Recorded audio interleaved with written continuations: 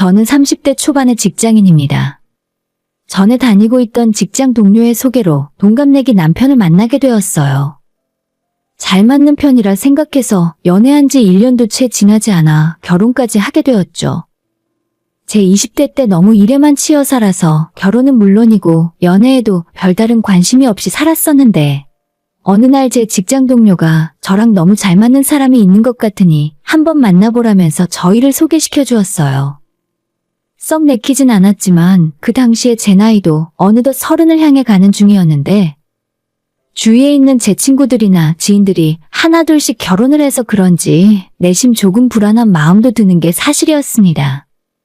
일이 좋아서 일을 가장 우선순위로 놓고 살았지만 그렇다고 해서 제가 결혼을 안 한다는 생각은 없었거든요.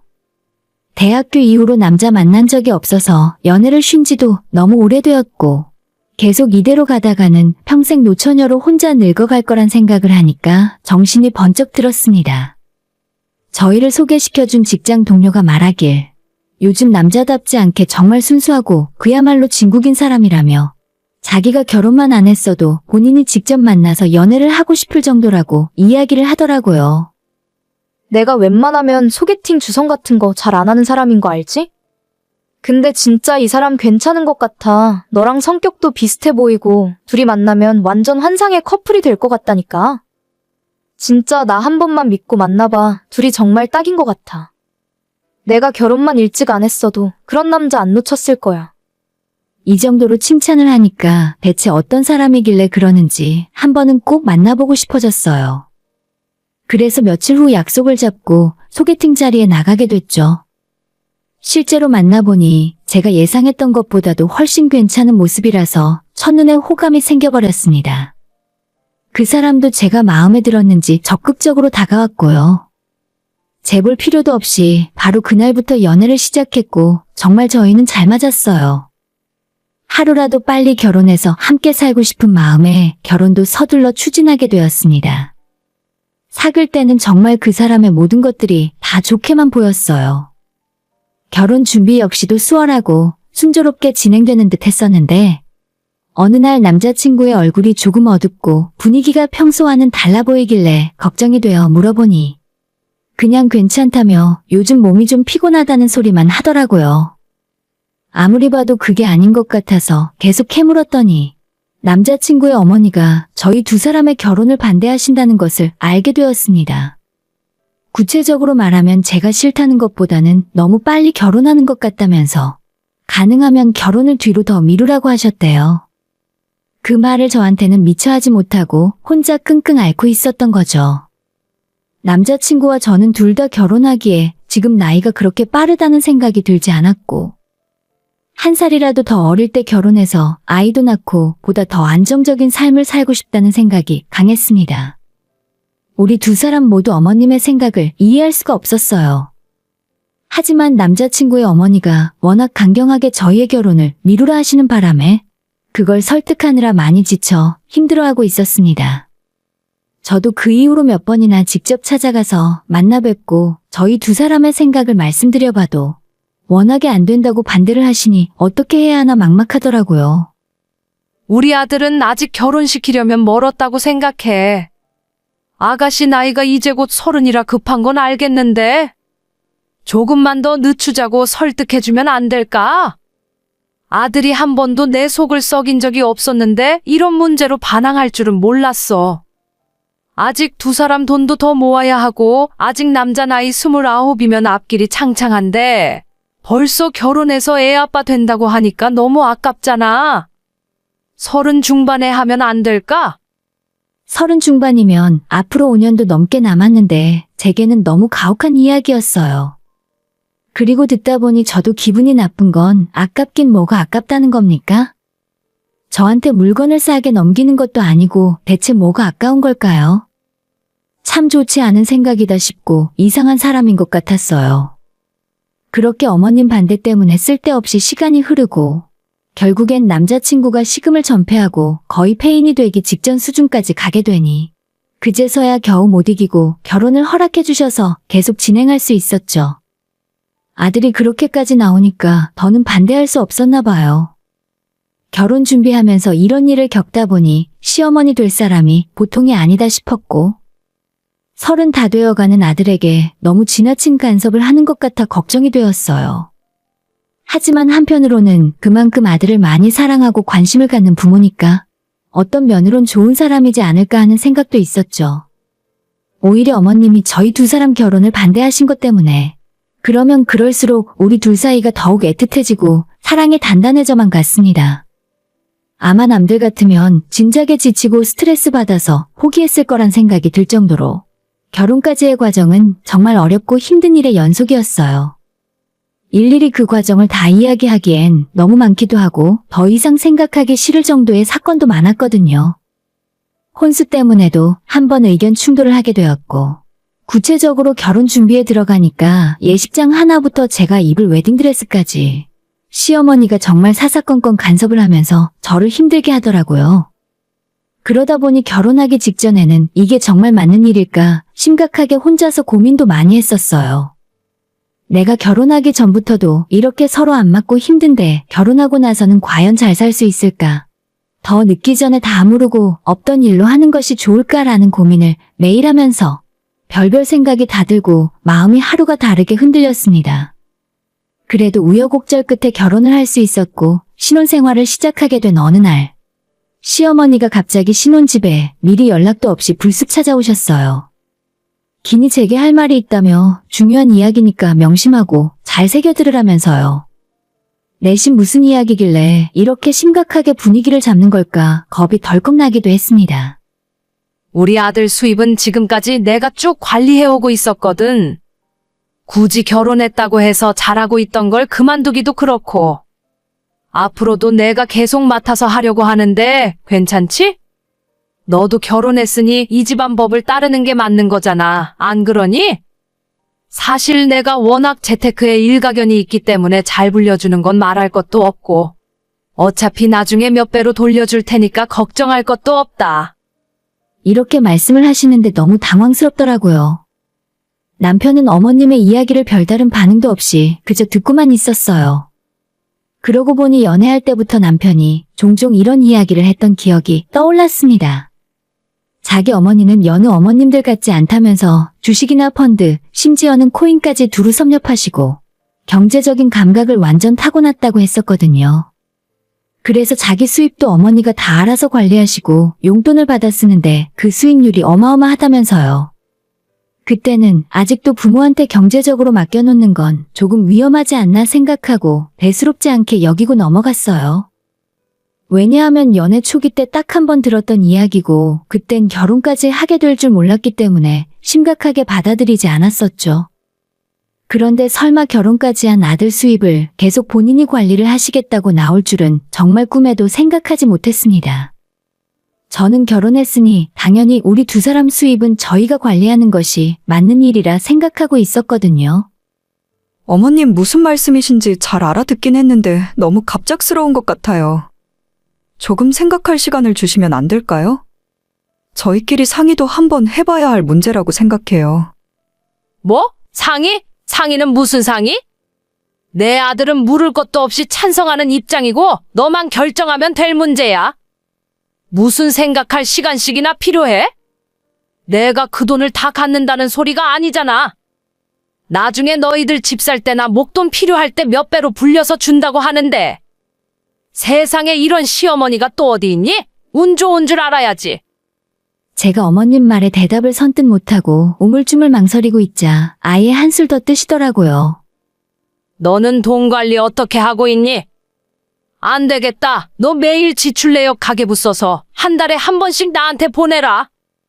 내가 너 경제관념도 확인하고 신혼 초반에 아주 꽉 잡아줄게. 잊지 말고 꼭 가계부 써서 보내. 마음 같아서는 일주일에 한 번 검사 받으라 하고 싶은데 내가 많이 참는 거야. 그리고 앞으로는 차차 너가 버는 수입도 내가 다 관리해 줄 테니까 그리 알아. 세상에 도대체 이건 또 무슨 헛소린지. 갈수록 더 황당하고 어이가 없었지만 그때는 너무 갑작스러운 일이라 단호하게 싫다고 거절도 못하고 어정쩡하게 넘어가고 말았습니다. 신혼 초에 이런 일은 생각조차 못 해봤었기 때문에 제가 어떻게 말을 해야 할지 전혀 준비가 안 된 상태였어요. 어머님이 잠시 후에 집으로 다시 돌아가시고 그 후에 남편과 대화를 나눴습니다. 여보, 이게 무슨 말이야? 어머님이 왜 자기랑 내 수입을 관리하신다고 하는 건데? 지금까지는 그랬다고 쳐도 이제 결혼하고 독립했으니까 당연히 분리해야 하는 거 아니야? 그리고 나는 어머님보다 자기가 더 이해가 안 돼. 아까 왜 아무 말도 안 하고 가만히 있었던 건데? 설마 진짜로 우리 수입을 다 어머님께 맡기고 나한테 가계부까지 써서 검사 받으라는 거야? 제가 그렇게 말을 했더니 남편 놈의 말이 더 가관이었어요. 얼굴 표정 하나 안 바꾸고 차분하게 말을 하면서 제 속을 뒤집어 놓았습니다. 솔직히 말하면 난 우리 엄마한테 경제적인 부분은 다 맡기는 게 맞다고 생각해. 우리 둘 다 아직 어리고 직장 생활하느라 재테크 공부할 시간도 없잖아. 당신 주식 같은 거 공부해본 적 있어? 내가 전에도 한 번 말한 적 있지만 우리 엄마 완전히 재테크의 신이야. 믿고 맡기면 나중에 우리 집 살 때 몇 배로 불려서 주실 거니까 자기도 너무 그렇게 부정적으로 생각하지 마. 남편은 은행에 적금 들어봐야 이자도 거의 안 나오는 수준인데 자기 엄마한테 맡기면 엄청난 수익을 가져다 줄 거라며 믿으라고 말했습니다. 설마 가족끼리인데 무슨 일이 생기겠냐며 제 월급까지 전부 맡겨놓고 생활비랑 용돈을 받아 쓰자고 하더라고요. 여보, 가계부 쓰는 거 너무 나쁘게 생각할 것도 없어. 경제관념이 제대로 잡힐 수 있는 좋은 기회가 될 거야. 당신이 그동안 얼마나 과소비를 많이 하고 살았는지 돌아보는 기회도 될 거고. 믿었던 남편의 말에 정말 기가 막혀서 더는 대꾸할 말도 안 나왔습니다. 도대체 어머님이 얼마나 대단한 재테크의 달인이며 그동안 시댁 재산을 어느 정도나 불려놓으셨는지 저는 전혀 알지 못했습니다. 남편도 말만 이렇게 할 뿐 어떤 증거도 보여주지 못했고요. 알고 싶지도 않지만 하는 이야기를 듣자 하니 은근히 기분이 나쁜 게 졸지에 제가 경제관념도 없고 과소비를 하는 사람이 된 것 같더라고요. 결혼 전에는 이런 일에 대해 이런 방구도 없더니 어쩌면 제 의견을 한번 묻지도 않고 이런 식으로 아무렇지도 않게 결정을 해버릴 수가 있는 건지 모르겠어요. 정말 내가 알던 그 사람이 맞나? 처음으로 의문이 들었고 결혼 생활을 제대로 시작하기도 전에 회의감이 먼저 들기 시작했죠. 그래도 이제 신혼인데 이런 문제로 초반부터 감정 싸움하기도 싫었고 생각할 시간이 더 필요해서 얼마 동안은 남편과 대면대면한 상태로 지냈었죠. 다들 그렇겠지만 저 역시도 결혼 전부터 갖고 있었던 로망이 하나 있었는데 결혼하고 나서도 아이 낳기 전까지는 연애할 때처럼 살고 싶었습니다. 주변에 사귀다가 금방 헤어지거나 이혼하는 커플들이 몇 명 있었거든요. 그래서 저는 그렇게 살기 싫었고 항상 연애하는 마음으로 결혼 생활도 하다 보면 크게 싸울 일도 없다고 생각했습니다. 웬만한 일에는 화를 내지 말고 내가 먼저 이해하고 참고 넘어가자 마음을 먹었어요. 일단 이번 일은 내가 한 발 물러나고 나중에 남편과 천천히 대화로 이 문제를 풀어나가야겠다 싶었죠. 자연스럽게 결혼 전과 똑같이 남편의 월급은 시어머니가 관리하게 되었습니다. 그런데 한 달에 한 번 가계부 적어 보내는 일은 그야말로 곤욕이었어요. 처음엔 진짜로 검사하겠나 싶었는데 한 달이 지나자 어머님이 먼저 전화를 걸어 가계부 다 썼냐고 빨리 보내라고 독촉을 하시더라고요. 그래서 도저히 안 보낼 수가 없었습니다. 정말 지금 다시 생각할수록 짜증이 나는 게 하나하나 품목별로 따져가며 제가 뭘 어디서 샀는지 100원, 10원 단위까지 구체적으로 적어보내야 했고 뭔가 미심쩍은 부분이 있으면 바로 어머님한테 전화가 와서 꼬치꼬치 잔소리를 들어야만 했습니다. 아니, 세상에 너는 어쩜 이렇게 돈 알기를 우습게 아니? 대체 쓸데없는 지출이 왜 이렇게 많아? 널 제대로 가르치려면 10년이 걸려도 모자라겠다. 어머님은 이런 식으로 늘 제 지출의 꼬투리를 잡고 저를 못난 사람으로 만들었죠. 그리고 정말 유독 참을 수 없었던 건 저희 친정엄마 생신의 선물과 식사 비용으로 총 50만 원을 지출했는데 그걸 가계부에 적어야 하나 말아야 하나 고민했었거든요. 그런데 50만 원이라는 돈을 적지 않고 넘어가자니 분명 어머님이 그 돈 어디에 썼냐고 난리가 날 것이 뻔한 일이었어요. 고민을 하다가 결국 사실대로 적었는데 어머님이 노발대발 화를 냈습니다. 너 도대체 50만 원은 뭐야? 무슨 식사 한 번 하고 생일 선물 사는데 50만 원이 났어? 집안에 잔치라도 벌렸니? 더 이상은 못 참겠다 싶어 저도 따져 물었어요. 저희 식구랑 5명 식사하고 선물 하나 해드렸어요. 아무리 시어머님이라 해도 제가 이런 것까지 일일이 해명해야 돼요? 어차피 남편 버는 돈은 전부 어머님이 관리하시잖아요. 이건 제가 번 돈으로 드린 거예요. 그리고 저 이제 앞으로 더는 가계부 못 적겠으니까 그렇게 아세요. 라고 했더니 어머님이 엄청 화를 내면서 대단한 날도 아니고 겨우 생일인데 대충 용돈이나 10만 원 보내면 될 것을 무슨 50만 원이나 쓰냐면서 또다시 저보고 경제 개념이 너무 없다고 난리가 났습니다. 너가 결혼해서 이 집안 식구가 됐으면 우리 집안 룰에 따라야지. 너희 부모님은 돈 관리 그렇게 하시니? 그리고 네 돈 내 돈이 어디 있어? 결혼했으면 내 아들이랑 공동 재산인 거고 아들 재산을 내가 관리하니까 너 돈도 결국 내 돈이나 마찬가지야. 벌써 시애미 하는 말을 우습게 알고 가계부를 못 쓴다는 소리가 나와? 너 진짜 이대로는 도저히 안 되겠구나. 그동안 가만히 듣고 있었더니 완전 선을 넘어버렸습니다. 이런 근본도 없는 거지 같은 논리는 대체 어디에서 나온 건지. 그걸 듣고 있는데 온몸에 소름이 쫙 돋아버렸습니다. 더 이상 저도 이런 상황에 너무 질려버렸고 말도 통하지 않는데 진심으로 어머님이나 남편의 정신이 이상한 게 아닐까 하는 생각까지 들었어요. TV에서나 나올 법한 완전 막장 집안이었습니다. 시어머니 본인과 남편만 모르고 있지만 누가 와서 보더라도 이 상황에서는 저처럼 생각할 것 같았어요. 이런 이야기를 더 이상 어머님이랑 할 필요도 없었고 남편과 대화도 불가능했기 때문에 시간이 아무리 지나도 더는 해결될 수 없는 문제라 생각이 들었고 점점 더 부부 사이도 나빠지게 되었어요. 행복해야 할 신혼생활이 하루하루 너무 힘이 들었습니다. 처음엔 남편도 저를 어느 정도 이해하고 달래주는 척이라도 하더니 나중엔 팔이 점점 더 안으로 굽게 되면서 자기 엄마 편을 대놓고 들었습니다. 우리 엄마에 대해 그렇게 나쁘게만 말하지 마. 솔직히 너한테도 문제가 아예 없는 건 아니잖아. 내가 장모님에 대해서 너처럼 이야기하면 넌 기분이 좋겠어? 아니잖아. 나도 정말 기분 나빠. 라고 하는데 진심으로 쌍욕 퍼붓고 발로 얼굴을 차버리고 싶은 생각까지 들었습니다. 우리 부모님은 결혼하고 지금까지 한 번도 간섭해 본 적도 없으시거든요.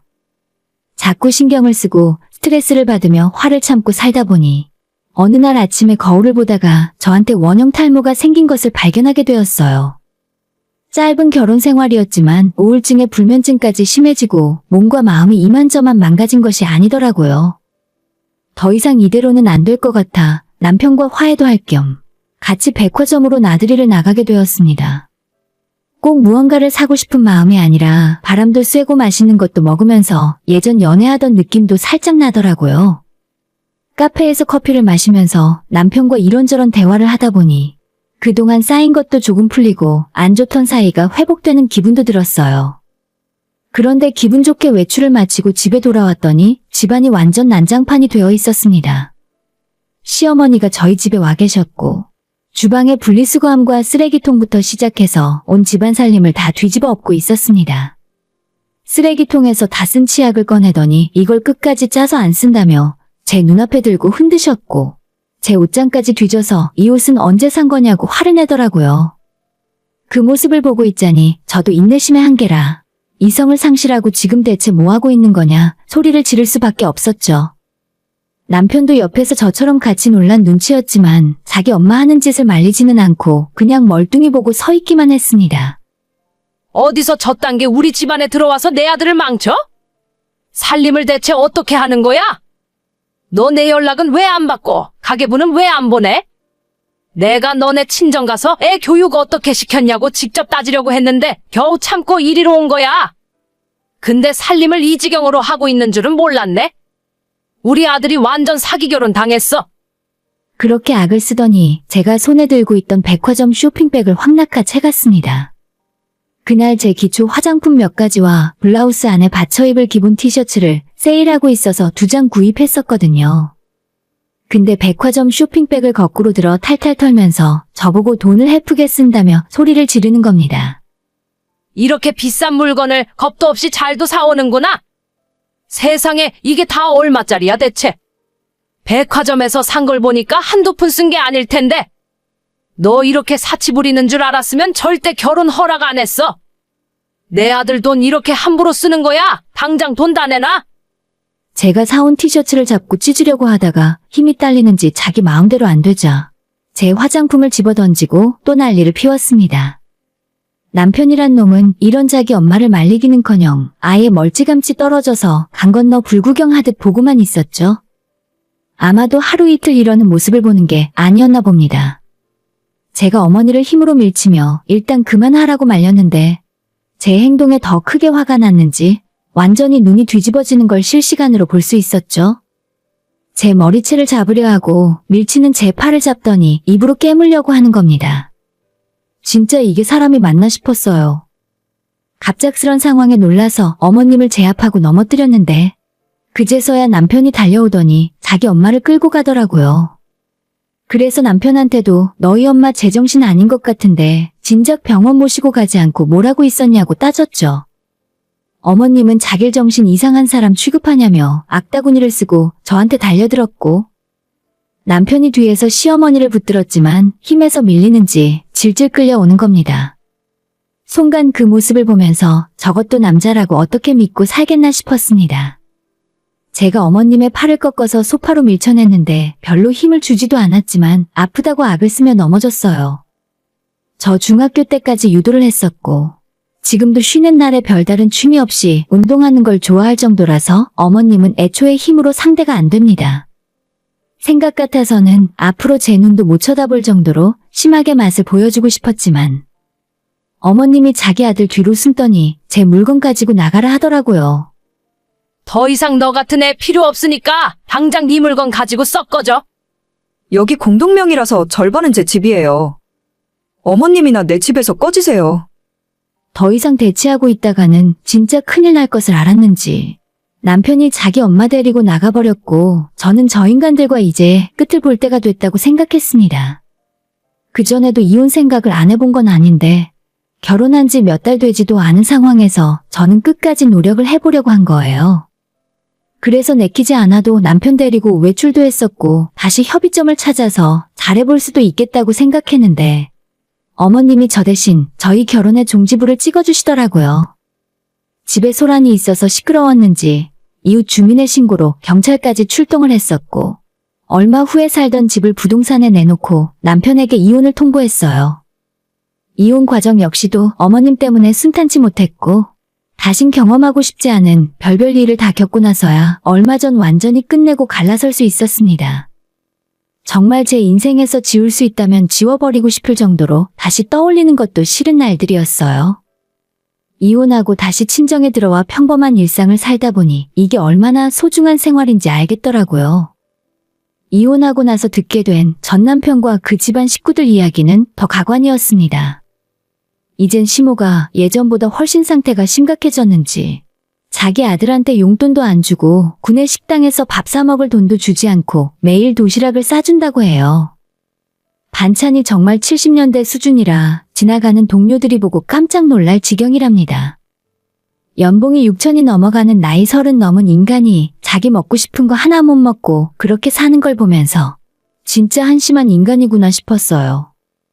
제가 그 집에서 이 정도로 탈출한 것이 잘한 일이구나 싶었고 가만히 그때 그 생각을 하면 이젠 웃음이 나오더라고요. 살다 보면 다 잊혀지는 추억이 될 거라 생각하고 앞으로 더 열심히 살아보려고 합니다. 오늘의 사연은 여기까지입니다. 구독과 좋아요, 알림 설정은 많은 힘이 됩니다. 다들 행복하시고 좋은 하루 되세요.